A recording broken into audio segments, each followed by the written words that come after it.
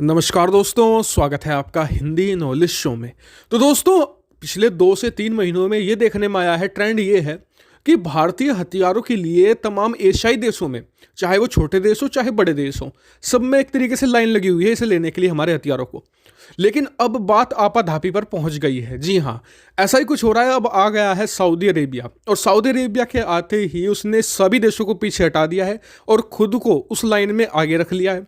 भारतीय हथियारों को वो भारी संख्या में खरीदना चाहता है। जी हाँ, ना सिर्फ ब्रह्मोस की बात कर रहा हूँ मैं, दूसरे जो हथियार है वो भी भारत से खरीदना चाहता है। और इसी को लेकर भारत के जो आर्मी चीफ हैं जनरल एम नरवणे, वो जाने वाले हैं यूएई और सऊदी के दौरे पर। और इसमें बताया जा रहा है कि सऊदी भारत के सामने मांग रखेगा मोस्ट प्रोबेबली ब्रह्मोस को लेकर, क्योंकि इसको लेकर जो बैकग्राउंड चैनल्स हैं, जो डिप्लोमेटिक चैनल, उसमें पहले ही बात चल रही थी।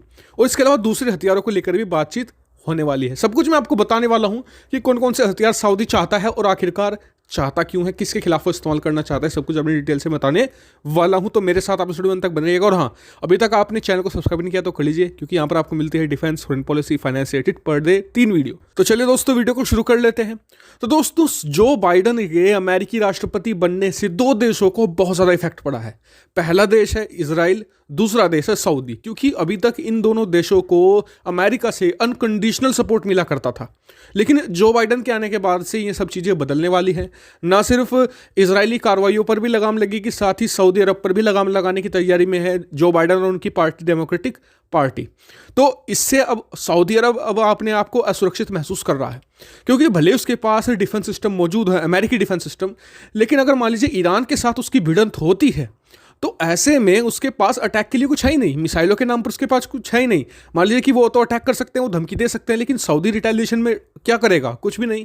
और इससे सऊदी के खिलाफ ईरान की एक तरफा कार्रवाई का भी डर बढ़ गया है। क्योंकि होता क्या था कि जैसे कि एग्जाम्पल के तौर पर भारत और चीन है। चीन भारत को डराता है कि हमारे पास डोंगफेंग मिसाइलें हैं, परमाणु बम है। भारत चीन को डराता है कि हमारे पास अग्नि मिसाइलें हैं, हमारे पास परमाणु बम है। तो इसलिए दोनों देशों के बीच में एक तरफा कार्रवाई या भिड़ंत की कोई आशंका नहीं रहती। वहीं अगर हम बात करें सऊदी और ईरान की, तो ईरान के पास तो बहुत सारी मिसाइलें हैं। वो तो बिना परमाणु बम की मिसाइलों के भी उसके पास बैलिस्टिक मिसाइल है, वो आसानी से निशाना बना सकता है सऊदी को, जबकि सऊदी पूरी तरीके से निर्भर है अमेरिका पर। और अमेरिका का सपोर्ट कम होना सऊदी के लिए बहुत खतरनाक होता जा रहा है।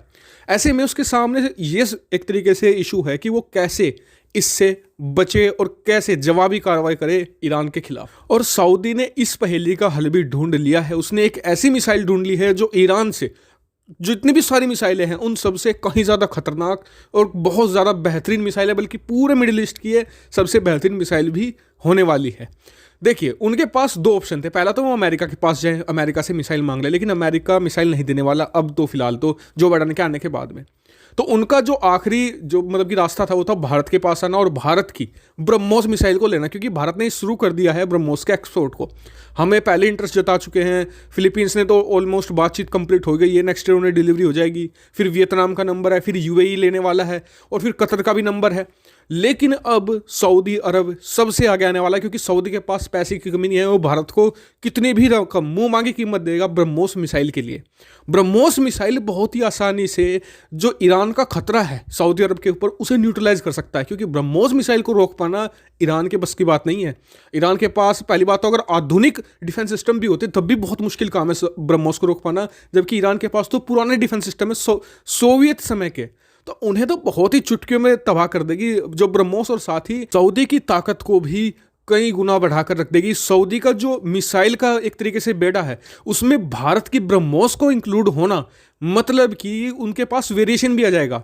वो ऐसा नहीं कि जैसे कि मतलब कि अगर वो मान लीजिए अमेरिकी हथियारों को इस्तेमाल करते हैं या फिर यूरोपियन हथियारों को इस्तेमाल करते हैं, उन पर सैंक्शन का डर रहता है। लेकिन अगर वो भारतीय हथियारों को इस्तेमाल करेंगे तो सैंक्शन का कोई खतरा नहीं है। भारत तो फ्रेंडली कंट्री है सऊदी का। तो ये सबसे बड़ा फायदा सऊदी को मिलने वाला है, और सऊदी इसके लिए कोई भी कीमत चुका सकता है। जी हाँ, उनके पास पैसे की कोई कमी नहीं है। जिस तरीके से फिलीपींस को भारत ने ब्रह्मोस बेची थी तो उनके पास फंड की कमी थी, लेकिन सऊदी के पास तो ऐसा कुछ है ही नहीं है। और बताया जा रहा है कि ये सजेशन मिला है सऊदी को यूएई से, क्योंकि यूएई भी चाहता चाहता है भारतीय ब्रह्मोस को खरीदना, वो इंटरेस्ट जता चुके हैं। तो पहले हमारे जो आर्मी चीफ है पहले जाएंगे यूएई और फिर जाएंगे सऊदी, वहाँ पर सब चीज़ सारी हथियारों पर बात होगी। और सिर्फ ब्रह्मोस में नहीं, सऊदी चाहता है भारत से तोपें भी खरीदे, उसके अलावा दूसरे हथियार है राइफल्स वगैरह उन्हें भी खरीदना चाहता है, तो उन पर भी बात होगी। यानी कि भारत एक बहुत ही बड़ा डिफेंस एक्सपोर्टर बनने वाला है पूरे एशिया का।